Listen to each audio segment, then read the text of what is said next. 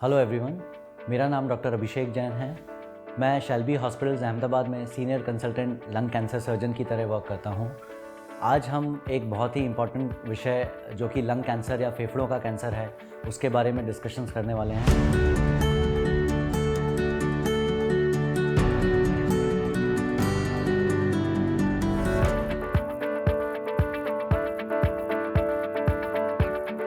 हमारे बॉडी में राइट और लेफ़्ट दो फेफड़े होते हैं। उनमें से किसी भी जगह अगर एक अनकंट्रोल ग्रोथ जिसे कि हम कैंसर बोलते हैं, जैसे कि कोई गांठ का उत्पन्न हो जाना या कोई और ऐसी गांठ हो जाना जिसे हम कुछ टाइम तक रोक नहीं पा रहे हैं, तो उसे हम कैंसरस ग्रोथ बोलते हैं।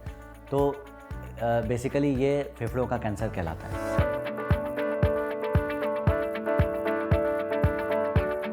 फेफड़ों के कैंसर के 4-5 बहुत ही मुख्य कारण होते हैं। इनमें से सबसे पहला कारण है क्रॉनिक स्मोकिंग या फिर कोई तंबाकू का सेवन कर रहा है, तो ये सबसे मुख्य कारण होता है और इसका असर 15 से 20 साल तक रहता है। इसके अलावा अगर हम बाकी के कारण देखें, वह है exposure to radon gas. Radon एक ऐसी गैस है जो कि फैक्ट्रीज़ में उत्पन्न होती है और अगर इसका लेवल या इसकी मात्रा एक सर्टेन अमाउंट से ऊपर हमारे घरों में या हमारे एनवायरनमेंट में बढ़ जाए, तो वह भी एक सेकंड मोस्ट कॉमन फेफड़ों के कैंसर के लिए हो सकता है। तो तीसरा कारण में रेडिएशन एक्सपोजर, यानी कि बचपन में किसी ने 10 से 15 साल की उम्र में अगर किसी ने किसी और कैंसर के लिए छाती के रीजन में रेडिएशन थेरेपी ली है, तो उसे भी आगे जाकर 15 से 20 साल बाद लंग कैंसर होने का खतरा बना होता है। अगर हम चौथा रीज़न देखें लंग कैंसर का, तो वो होता है family history of lung cancer. उसके अलावा अगर हम पांचवा कारण देखें लंग कैंसर का, तो सेकेंड हैंड स्मोक का मतलब ये होता है कि अगर आपके आसपास कोई स्मोकिंग कर रहा है तो उसका जो धुआं उत्पन्न होता है वह आपके फेफड़ों में जाके कैंसर कॉज कर सकता है कुछ सालों बाद।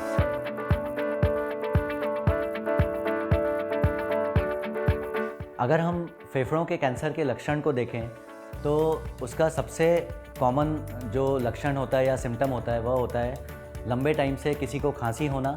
इसके अलावा किसी को खांसी में खून आना कभी।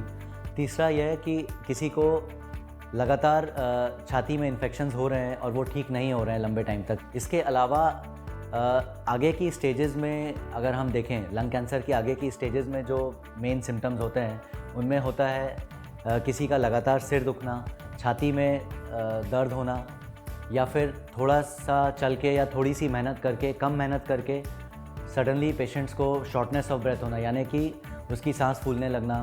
तो यह सारे जो लक्षण होते हैं ये हमें लंग कैंसर में बहुत आगे की स्टेजेस में, जैसा कि स्टेज 4 या स्टेज 3, उसमें देखने को मिलते हैं।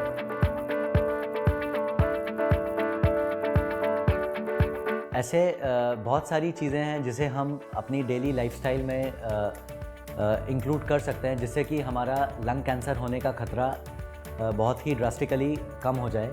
उसमें से सबसे इम्पॉर्टेंट जो चीज़ है जो हम कर सकते हैं वो ये है कि हम सिगरेट स्मोकिंग या किसी भी तरह का एडिक्शन, जैसे कि टोबैको च्यूइंग या टोबैको स्मोकिंग या फिर अल्कोहल इंटेक, शराब इत्यादि का इंटेक, हम इनसे दूर रहें। दूसरा हम ये कर सकते हैं कि हमें अपना एनवायरमेंटल पॉल्यूशन पे भी एक कंट्रोल रखना बहुत ज़रूरी है।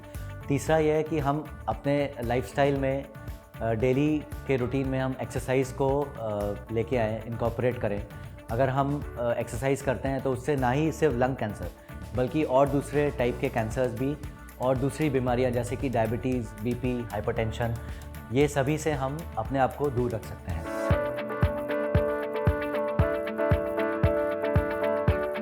हर एक कैंसर के 4 स्टेज होते हैं, पहला, दूसरा, तीसरा और चौथा स्टेज जो होता है वो लास्ट स्टेज होता है जिसमें बीमारी फैल जाती है।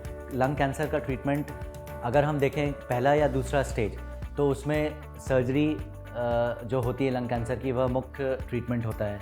अगर हम तीसरा स्टेज देखें तो उसमें पहले पेशेंट को कीमोथेरेपी देना है, फिर रेडिएशन थेरेपी देना है, उसके बाद सर्जरी करना है, यह मेन ट्रीटमेंट होता है। उसके अलावा अगर हम 4th स्टेज देखें लंग कैंसर का, तो उसमें मेन ट्रीटमेंट या तो कीमोथेरेपी या लेटेस्ट ट्रीटमेंट जिसे हम इम्यूनोथेरेपी भी बोलते हैं, तो वो होता है।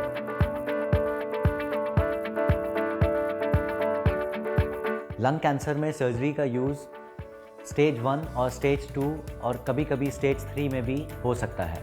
आज से 10-15 साल पहले कोई भी लंग कैंसर होता था तो उसमें हमें 15 से 20 सेंटीमीटर लंबा छाती में कट रखना पड़ता था, जिसे हम थोरेकोटमी भी बोलते हैं। बट पिछले 10 सालों में लंग कैंसर सर्जरीज़ में बहुत एडवांसमेंट हुए हैं, बहुत ही प्रोग्रेशन हुआ है। इन्हीं में से एक जो लेटेस्ट टेक्निक है सर्जरी की, उसका नाम है VATS lung surgeries. VATS lung surgeries एक minimally invasive lung cancer surgery का टाइप है, जिसका फुल फॉर्म होता है वीडियो असिस्टेड थोरेकोस्कोपिक सर्जरी। इसमें हम 15 से 20 सेंटीमीटर कट ना रख के पेशेंट के शरीर में सिर्फ 4 से 5 सेंटीमीटर का कट रख के सेम कैंसर को सर्जरी के द्वारा हम बाहर निकाल सकते हैं। और इसका मेन एडवांटेजेस ये होता है कि सर्जरी के बाद पेशेंट को इसमें पेन बहुत ही कम होता है एज़ कम्पेयर टू थोरेकोटमी, जो कि मैंने बताया कि जिसमें 15 से 20 सेंटीमीटर कट रखना पड़ता है। तो इसमें पेशेंट का रिकवरी बहुत ही फास्ट होता है एंड पेशेंट जल्दी डिस्चार्ज होकर अपने घर जा सकता है और अपना रूटीन वर्क स्टार्ट कर सकता है। सो जाते जाते मैं आप सभी से यही शेयर करना चाहूँगा कि क्योंकि लंग कैंसर का सिम्टम, सबसे कॉमन सिम्टम खांसी है, लंबे टाइम तक की खांसी या खांसी में खून आना। तो इसमें से कोई भी एक सिम्टम अगर आपको है तो आप प्लीज़ अपने ट्रीटिंग फिजिशियन को दिखाएं या किसी भी थोरेसिक सर्जन या लंग कैंसर स्पेशलिस्ट को दिखाएं और अपने आप को इन्वेस्टिगेट करवाएं, ताकि अगर आपको कैंसर है तो वह फर्स्ट या सेकेंड स्टेज में या अर्ली स्टेज में पकड़ा जा सके और उसका टाइमली ट्रीटमेंट हो सके।